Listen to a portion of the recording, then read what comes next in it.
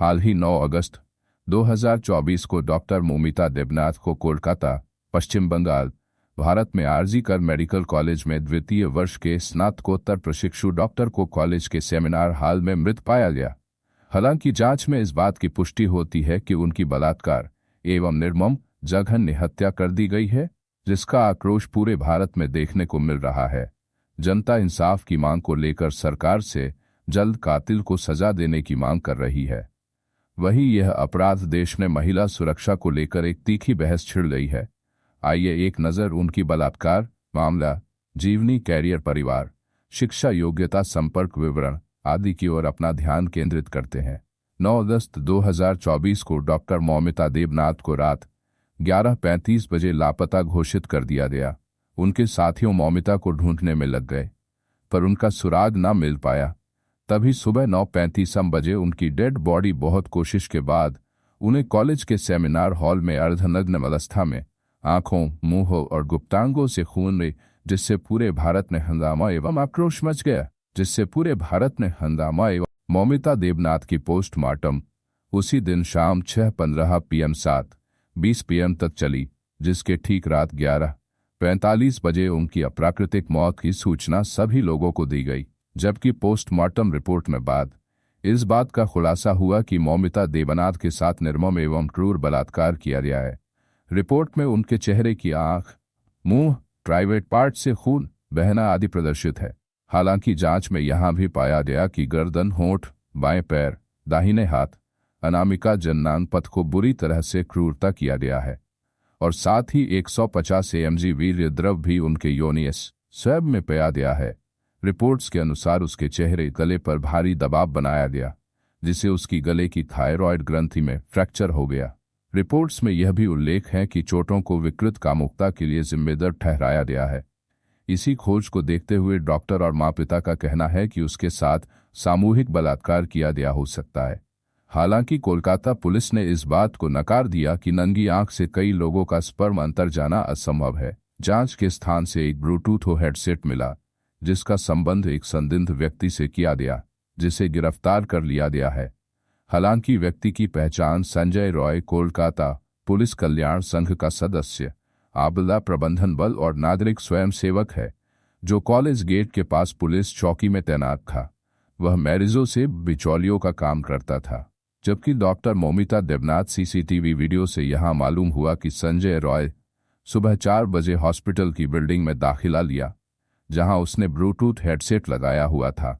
हालांकि उसने चेक करने के लिए मौमिता देबनाथ के कमरे में गया था, जहां उसका एक पेयर ब्लूटूथ हेडसेट वहीं गिर गया था, जिसके 40 मिनट बाद उसे CCTV कैमरे में बिना ब्लूटूथ हेडसेट में उसे देखा गया।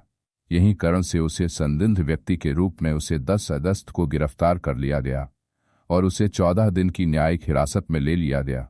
जब कोलकाता पुलिस ने उससे कड़ाई से पेश आई तो उसने अपना गुनाह कबूल कर लिया है, पर जनता का और माँ बाप का कहना है कि संजय रॉय तो है ही, बल्कि मुख्य आरोपी कोई और है। इसे बलि का बकरा बनाया जा रहा है। मौमिता रेप केस अगस्त 13, 2024 को कोलकाता हाईकोर्ट ने कहा, राज्य सरकार और पुलिस मामले में देरी और असंतोषजनक रिपोर्ट से सबूत को नष्ट कर सकती है। इसे जल्द से मामले को केंद्रीय जांच ब्यूरो को सौंप दिया जाए। वहीं 18 अगस्त को भारत के मुख्य न्यायाधीश DY चंद्रचूड़ की अध्यक्षता वाली 3 पीठ ने मामले का संज्ञान लिया है। 20 अगस्त 2024 को न्यायाधीशों ने कोलकाता सरकार, राज्य पुलिस और कॉलेज प्रशासन की कड़ी आलोचना करते हुए कहा कि मामले की हम कड़ी निंदा करते हैं और केस की बारीकी निगरानी रख रहे हैं। हालांकि न्यायाधीशों ने डॉक्टरों के लिए कार्यस्थलों पर सुरक्षा सुनिश्चित करने के लिए एक राष्ट्रीय स्पेशल टास्क फोर्स का गठन किया गया है और सभी डॉक्टर समुदाय से कहा गया है कि वह अपने काम पर वापस लौट जाएगा। कोर्ट रूम ने 22 को दूसरी सुनवाई के दौरान कहा, शव की खोज और प्राथमिकी दर्ज करने के बीच हुए समय में देरी के लिए राज्य सरकार, राज्य पुलिस और कॉलेज प्रशासन को लेकर कानून प्रवर्तन की कड़ी आलोचना की। डॉक्टर मौमिता देबनाथ को 9 अगस्त 2024 को कोलकाता के RGR मेडिकल कॉलेज के सेमिनार हॉल में शव अचेत हालात में मिला है। पुलिस पोस्टमार्टम रिपोर्ट में यह पाया है कि कातिल का 150 mg वीर्य प्राइवेट पार्ट में पाया गया है। साथ ही साथ उनके शरीर में कई सारे चोट, अस्थि मज्जा टूटना, गला दबना, पसली की हड्डी टूटना आदि शामिल है, जिससे इस बात का आकलन लगाना कि उनके साथ क्रूर, निर्मम, जघन्य या दरिंदगी की गई है। माना जा रहा है घटना तब हुई है जब वह रात में खाना खा के पढ़ने के लिए अपने कमरे में चली गई, जो कि मृत्यु समय उसी देर रात का था। हालांकि सूत्रों से यहां भी मालूम हुआ कि अस्पताल में कुछ संभावित अवैध गतिविधियों के बारे में डॉक्टर मौमिता देवनाथ को पता चल गया था, जिसको लेकर उनकी बलात्कार और हत्या कर दी गई। मौमिता देवनाथ का जन्म कोलकाता में हुआ था, जहां से उन्हें अपनी शुरुआती पढ़ाई पूरी की। हालांकि विज्ञान में गहरी रुचि के कारण उन्होंने चिकित्सा में अपना करियर बनाया। वह दयालु व्यक्ति थी, जबकि पर्यावरण पशु प्रेमी भी थी। साथ ही साथ वह गरीब लोगों की मदद भी करती थी। मौमिता देवनाथ करियर।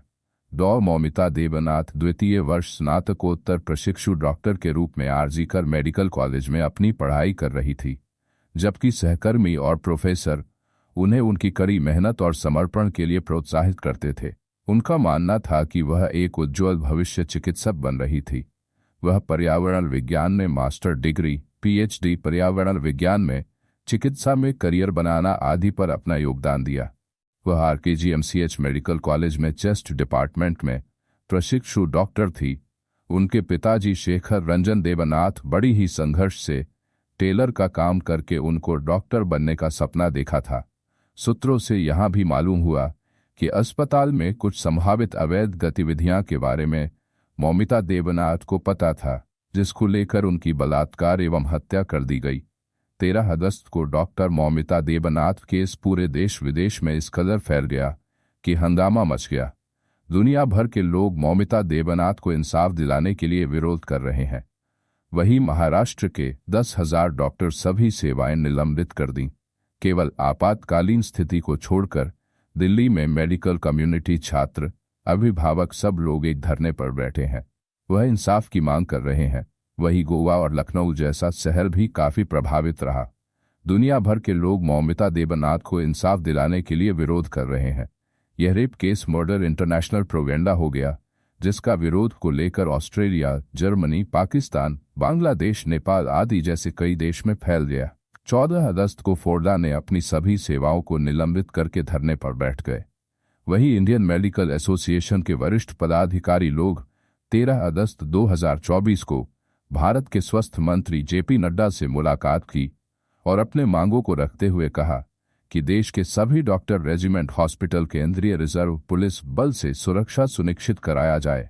संजय रॉय की मां से सवाल जवाब किया गया तो उनका कहना था कि वह निर्दोष है, अधिकारी उससे जबरदस्ती गुनाह कबूल करवाया है। आस पड़ोस से मालूम हुआ कि संजय रॉय अपनी पत्नी से दुर्व्यवहार करता था। वह उसे मारता पिटता था शराब के नशे में। रॉय की हाल ही में 2022 में उसकी प्रिया नामक लेडी से शादी हुई थी, जबकि उसकी शादी 4 बार हो चुकी है, जिसमें 3 ने उसे छोड़ दिया और एक की ब्लड कैंसर से मौत हो गई। मृत पत्नी की बहन ने दावा किया कि जब उसकी बहन गर्भवती थी तो वह हिंसा रूप से उसके पेट में लात मार दिया था, जिससे उसके पेट में बच्चे की मौत हो गई। पड़ोस का कहना है कि संजय रॉय हमेशा खुद को पुलिस बटालियन में काम करने के लिए कहते थे। वह लोगों से ठगी भी करता था नौकरी के नाम पर। ममता बनर्जी जी की सरकार 13 अगस्त को पुलिस से कहती है कि मामले को जल्द से जल्द 18 अगस्त 2024 तक हल किया जाए, नहीं तो इसे सीबीआई को सौंप दिया जाएगा। देश में हिंसक धरने को देखते हुए मामले को 14 अगस्त 2024 को सीबीआई को सौंप दिया गया, जहां सीबीआई ने संजय रॉय को अपने मामले में लेकर उसका मेडिकल टेस्ट कराकर उसे न्यायिक हिरासत में ले लिया। आरजीकेएमसीएच मेडिकल कॉलेज के प्राचार्य को सुरक्षा को लेकर उनकी कड़ी आलोचना हुई। उन्होंने जल्दी ही कॉलेज से अपना इस्तीफा दे दिया, जिनका बयान यह था कि सोशल मीडिया और राजनीति की आलोचना वह झेल नहीं पा रहे थे। हालांकि कलकत्ता नेशनल मेडिकल कॉलेज के प्रिंसिपल के रूप में उनकी शीघ्र ही नियुक्ति ने उनकी और अधिक आलोचना को बढ़ा दिया। तो यही था उस दर्दनाक कहानी की सच्चाई। ऐसे दरिंदों को जीने का कोई हक नहीं। मैं अलविदा लेता हूं। हमारे YouTube चैनल को सब्सक्राइब करें और मेरे साथ देश की बेटी पर होने वाला अत्याचार को रोकने में मदद करें। धन्यवाद।